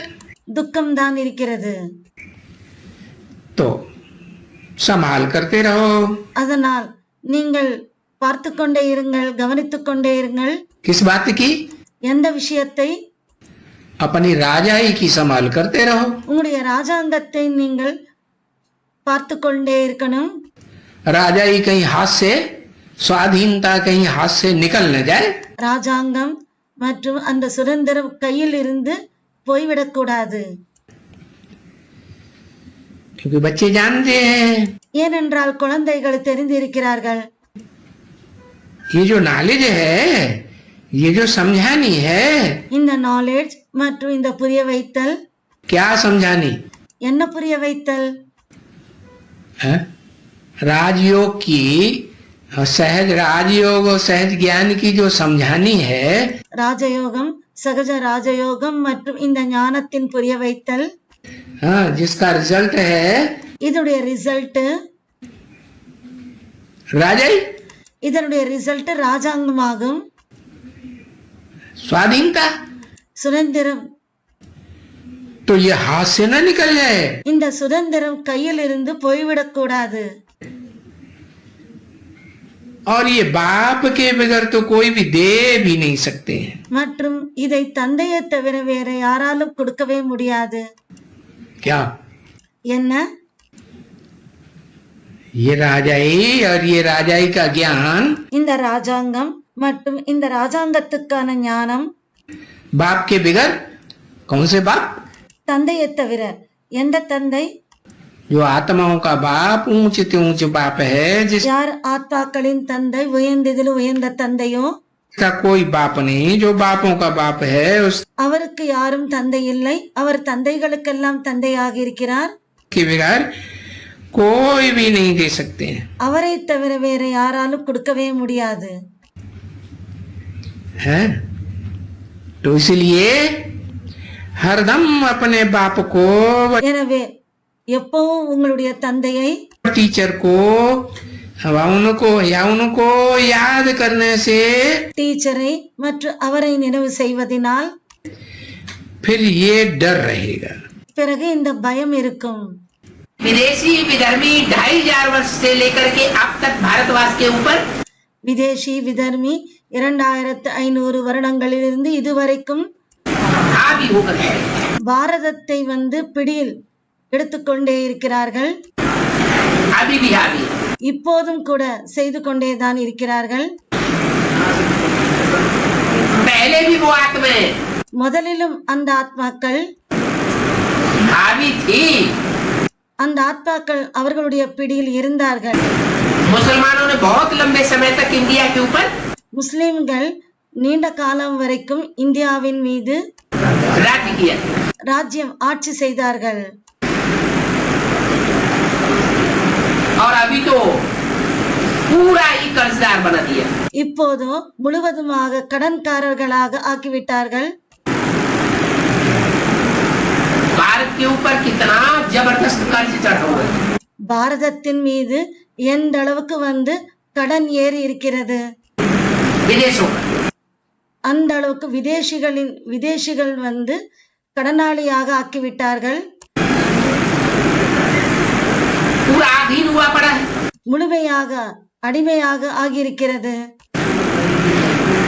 ऐसे समय में बाप आकर के बताते हैं, அப்படிப்பட்ட நேரத்தில் தந்தை சொல்கிறார், बच्चे मैं तुमको आधीनता से निकालने के लिए आया हूँ।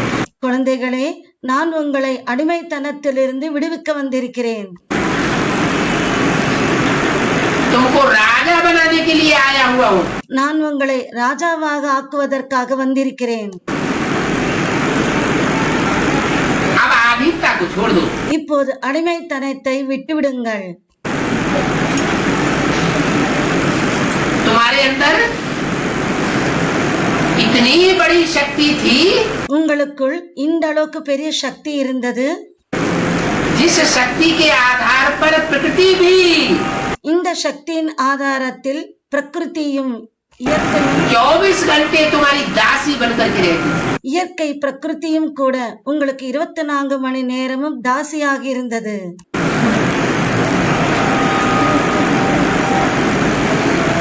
तुम्हें धन धान्य कमाना नहीं पड़ता था। உங்களுக்கு பணமோ தானியமோ சம்பாதிக்கணும் என்று இல்லாமல் இருந்தது. हीरे जवाहरातों के ढेर लगे रहते थे। வைரங்கள் வைடூரியங்கள் ஏராளமாக இருந்தது. और 36 प्रकार के जो भोग है மற்றும் 36 வகைகளான वो भी तुमको बनाने खाने नहीं पड़ते थे। அந்த 36 வகைகளை கூட உங்களுக்கு செய்யணும் என்று இல்லாமல் இருந்தது. प्रकृति सब कुछ मुहैया करा दी। அந்த பிரகிருதி அனைத்தும் உங்களுக்கு வாரி வழங்கி இருந்தது. एरोप्लेन के कारखाने नहीं थे। விமானத்தின் தொழிற்சாலை இல்லை, அங்கே இருந்ததில்லை. ऐसे बड़े बड़े सुंदर सुंदर पक्षी थे। அதுபோல பெரிய பெரிய அழகான பறவைகள் இருந்தது. जिन पक्षियों पर बैठ करके तुम आकाश में उड़ान भरते थे। அந்த பறவைகளின் மீது நீங்கள் அமர்ந்து ஆகாயத்தில் பறந்தீர்கள். तुम्हारी अपनी अपनी फैमिली के अपने अपने उड़न खटोले थे। அவரவர்களின் குடும்பத்துக்கு அவரவர்களுக்கு ஒரு பாராசூட் இருந்தது. उनको इशारा करते थे, அதுக்கு செய்கையை செய்திருந்தீர்கள். आंख का इशारा पकड़ते थे, கண்களால் செய்கையை அது பிடித்துக் கொள்ளும். इधर तो इधर उड़े, इधर तो इधर उड़े. கண்ணை இப்படி அசைத்தால் இந்த பக்கம் பறக்கும், இந்த பக்கம் அசைத்தால் அந்த பக்கம் பறக்கும். ऊपर तो ऊपर गए, மேலே பார்த்தால் மேலே செல்லும், नीचे तो नीचे आए. கீழே பார்த்தால் கீழே செல்லும். हैं? बोलने की भी जरूरत नहीं पड़ती. சொல்வதற்கு கூட அவசியம் இருந்ததில்லை. सामने देखते तो सामने दौड़ते थे. முன்னால் பார்த்தால் முன்னால் ஓடிக்கொண்டிருந்தது. हैं? नहीं नहीं, उनकी आंखें ऐसे जैसे कौवे की आंख चारों तरफ है. அவருடைய யார் பத்தியும் ஏதோ கொஞ்சம் சொல்றாங்க அவங்க. அவருடைய கண்கள் இந்த பக்கம் அந்த பக்கம் பார்த்து கொண்டிருந்தது. मालिक की तरफ आंख रहती थी. தன்னுடைய மாலிக்கின் பக்கமாக அதனுடைய கண்கள் இருந்தது. तो किसी प्रकार की कोई भी मेहनत नहीं करनी पड़ती. எனவே எந்த விதத்திலும் எந்த ஒரு உழைப்போ கஷ்டமோ இல்லாமல் இருந்தது. सारी प्रकृति, सारी कुदरत முழு இயற்கை, முழு பிரகிருதியும் तुम्हारी मुट्ठी में थी. உங்களுடைய பிடியில் இருந்தது. अभी अभी प्रकृति के 5 तत्व இப்போது பிரகிருதியின் 5 தத்துவங்கள் इन विदेशियों की मुट्ठी में आ चुकी है. இந்த வெளிநாட்டினரின் முட்டியில் பிடியில் வந்துவிட்டது.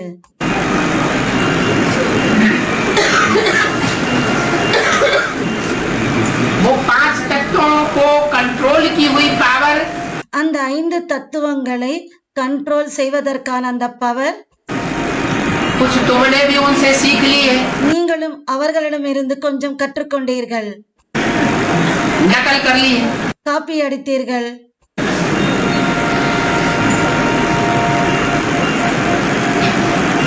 क्योंकि तुम तो वही राम की सेना. ஏனென்றால் நீங்களோ அந்த ராமரின் சேனை ஆகுவீர்கள். पहले मंदिर लायक देवता थे, முதலில் கோவிலுக்கு தகுந்த தேவதைகளாக இருந்தீர்கள். अभी नकल करते करते இப்போது காப்பி அடித்து அடித்து बंदर बन गए. குரங்குகளாகி விட்டீர்கள். तो नकल करने में तुम बहुत होशियार हो. நீங்கள் காப்பி அடிப்பதில் மிகவும் புத்திசாலிகள். वायु देवता को उन्होंने कंट्रोल करना सिखाया. வாயு தேவதை அதை கண்ட்ரோல் செய்வதை அவர்கள் கற்றுக்கொண்டார்கள். और हमने कंट्रोल करना सीख लिया है. நாமும் கண்ட்ரோல் செய்வதை கற்றுக்கொண்டோம். एक बटन दबाया और पंखा घूमता है. ஒரு பட்டனை அழுத்தினால் பங்கா ஃபேன் ஓட ஆரம்பிக்குது.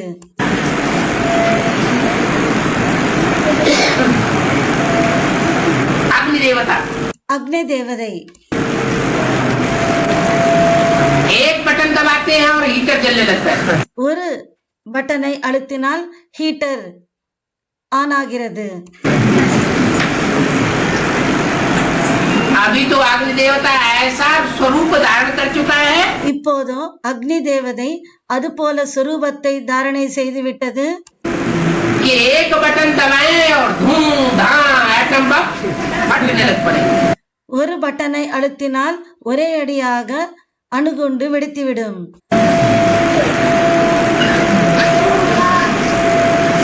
चाहे अग्नि देवता हो, चाहे वायु देवता हो, அக்னி தேவதையோ அல்லது வாயு தேவதையோ, चाहे पृथ्वी देवता हो, பிருத்வி தேவதையோ,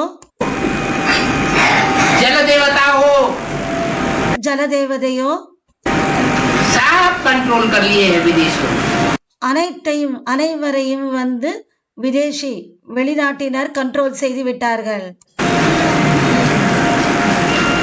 लेकिन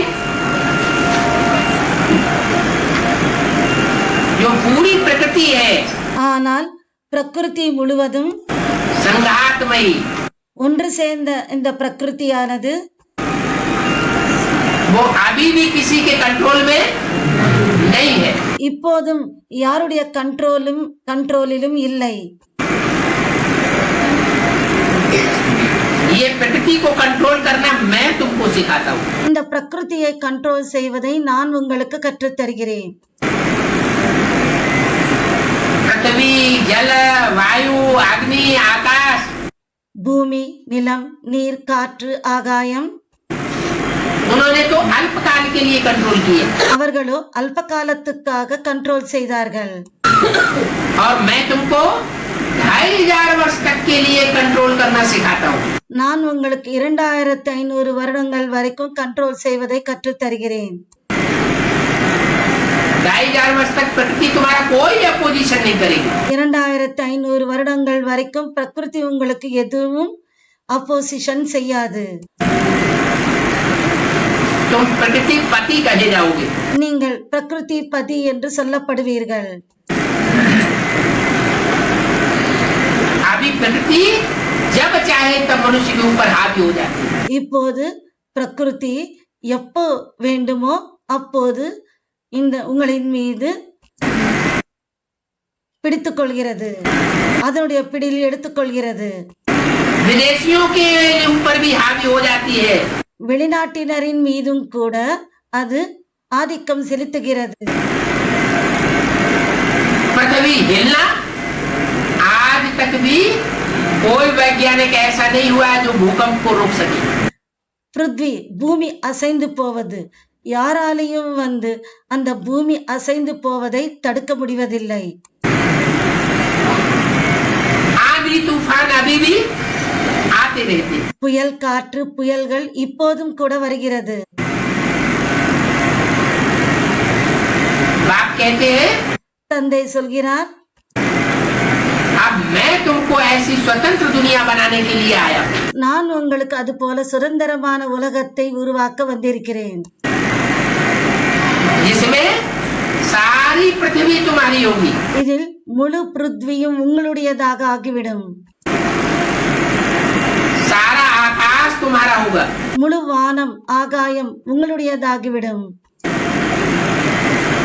और सारा समंदर तुम्हारा होगा। முழு கடலும் உங்களுடையதாகிவிடும். अभी क्या है? இப்போது என்ன? अभी तुम्हारा एरोप्लेन என்னவாக இருக்கிறது? दूसरे के आकाश में चला जाए, இப்போது உங்களுடைய விமானம் மற்ற நாடுகளின் மீது சென்றால் मार देंगे, கொன்று விடுவார்கள், गिरा देंगे।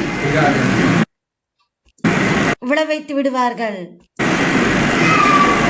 तुम्हारा जहाज दूसरे के समंदर में चला जाए, உங்களுடைய கப்பல் இன்னொரு நாட்டின் மீது சென்றால், இன்னொரு நாட்டுக்கு சென்றால், बिना परमिशन के, அனுமதி இல்லாமல் சென்றால் तो उसको खलास कर देंगे। அவர்கள் முடித்து விடுவார்கள். स्वधर्म में निधर्म से अपने धर्म में रहना ज्यादा अच्छा है। ஸ்வதர்மே நிதனம் ஸ்ரேயா, தங்களுடைய தர்மத்தில் இருப்பது நல்லதா அதிகம்? दूसरे धर्म में कन्वर्ट होना अच्छा नहीं। இன்னொரு தர்மத்தில் கன்வெர்ட் ஆகுவது நல்லதில்லை. तो जिनमें ऊपर से आने वाली आत्माएं प्रवेश करती हैं वो யாருக்குள் மேலிருந்து வரக்கூடிய ஆத்மாக்கள் பிரவேசம் செய்யுமோ फिर दूसरे धर्म में कन्वर्ट हो जाती है। அப்போது அவர்கள் இன்னொரு தர்மத்தில் கன்வெர்ட் ஆகி விடுகிறார்கள். उनके अधीन होकर के चलती है। அவர்களுக்கு அடிமையாகி செல்கிறார்கள். तो जो अधीन होकर के चलता है எனவே யார் அடிமையாகி செல்கிறார்களோ उसमें कमजोरी ज्यादा आती है। அவர்களுக்குள் அதிகமான பலவீனம் வருகிறது. जो स्वाधीन होता है யார் சுதந்திரமானவராக இருப்பாரோ उसमें कमजोरी नहीं रहती। அவருக்குள் பலவீனம் இருப்பதில்லை. आधीनता के कारण कमजोरी आती है। அந்த அடிமை காரணத்தினால் பலவீனம் வருகிறது. इंफीरियरिटी कम्प्लेक्स आ जाता है தாழ்வு மனப்பான்மை விடுகிறது. आत्मा के अंदर। ஆத்மாவுக்குள் தாழ்வு மனப்பான்மை விடுகிறது. इंफीरियरिटी कम्प्लेक्स माने हीन भावना। இன்ஃபீரியாரிட்டி காம்ப்ளெக்ஸ் என்றால் தாழ்வு மனப்பான்மை. वो हीन भावना आत्मा को नीचे गिराती। அந்த தாழ்வு மனப்பான்மை ஆத்மாவை கீழே விழ வைக்கிறது. सुपीरियरिटी कम्प्लेक्स होता है சுப்பீரிட்டி காம்ப்ளெக்ஸ் இருந்தால் तो उमंग उत्साह ज्यादा रहता है। உயர் மனப்பான்மை இருந்தால் ஊக்கம் உற்சாகம் அதிகமாக வருகிறது. जैसे राजा का बच्चा है எது போல ராஜாவின் மகன் இருக்கிறான், तो कहे हैं मैं राजकुमार हूँ, நான் ராஜகுமாரன். तो वो उमंग उत्साह नशा रहता है। அந்த ஊக்கம் உற்சாகம் அந்த போதை இருக்கும். तो ये सुपीरियरिटी कॉम्प्लेक्स कहाँ से आता है? இந்த சுப்பீரிட்டி காம்ப்ளெக்ஸ் எங்கிருந்து வருகிறது? सुप्रीम कौन है? சுப்ரீம் யாரு? इस संसार में सुप्रीम सोल कौन है? இந்த உலகத்தில் சுப்ரீம் சோல் யாரு? जो सुप्रीम सोल है वहीं से सुपरमेसी शुरू होती है। யார் சுப்ரீம் சோலோ அவரிடமிருந்து தான் இந்த சுப்ரமேசி ஆரம்பமாகிறது. और जो लास्ट में आने वाला धर्म पिता है அந்த உயர்நிலை வருகிறது. மற்றும் யார் வந்து லாஸ்டில் வரக்கூடிய தர்மபிதா யாரோ वहाँ से इंफीरियरिटी कॉम्प्लेक्स शुरू होता है। அங்கிருந்து அந்த தாழ்வு மனப்பான்மை வந்து வருகிறது, ஆரம்பமாகிறது. तो जो आत्माएं मनुष्य गुरुओं के स्वभाव संस्कार के नजदीक आती है, யார் எந்த ஆத்மாக்கள் மனித சுபாவ சம்ஸ்காரத்துக்கு அருகில் வருகிறார்களோ उनसे प्रभावित हो जाती है, அவர்களினால் பிரபாவிதமாகி விடுகிறார்கள். उनमें आता है इंफीरियरिटी कॉम्प्लेक्स। அவர்களுக்குள் இன்ஃபீரியாரிட்டி காம்ப்ளெக்ஸ் தாழ்வு மனப்பான்மை வருகிறது.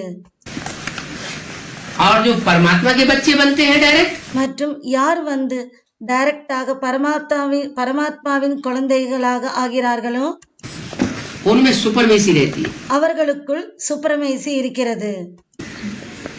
सुपरमेसी रहने के कारण वो சுப்ரமேசி இருக்கிற காரணத்தினால் அவர்கள் जन्म वाई जन्म भले टकराते हैं ஜன்ம ஜன்மங்களாக அவர்கள் வந்து மோதுகிறார்கள் தான். विधर्मियों से, விதர்மிகளிடம் மோதுகிறார்கள், विदेशियों से, விதேசிகளிடம். लेकिन टकराते हुए भी टक्कर लेते लेते लेते जाके ஆனால் அவர்கள் மோதி மோதி அவர்களுடன் மோதி மோதி கடைசியில் आखिरी जन्म में नीचे गिरते हैं। கடைசி ஜன்மத்தில் அவர்கள் கீழே விழுகிறார்கள்.